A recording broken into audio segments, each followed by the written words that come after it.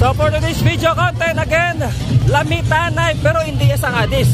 Kaya diri lang niya sa Bacolod City. Diri lang niya sa Barangay Panukoy. Kung may pinakasikat nga Lamitanay sa Cadiz City, aba, diri sa Bacolod City mismo lang, may araman sa kuagalingon nga Lamitanay diri sa Barangay Panukoy, ang Lamitanay Festival.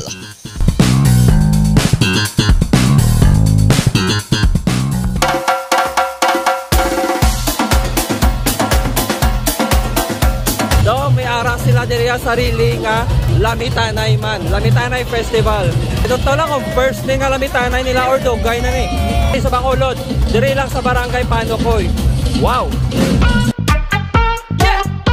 Sa ulihi, naibuluan ko nga hindi gali ini ang first nga Lamitanay kundi ika-fourth Lamitanay na. Gani ginapasalamatan ko gid first si Sir Ronnie Butyo sa pag-invite sa aton diri and also sa tanan nga barangay official sang Barangay Panukoy.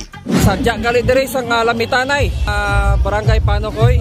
Kadamo-damo sang tao diri. So hindi na kinahanglan magkadto sa Cadiz, guys. Kay diri pa lang sa Bacolod, Barangay Panukoy. Swerte. Let's go.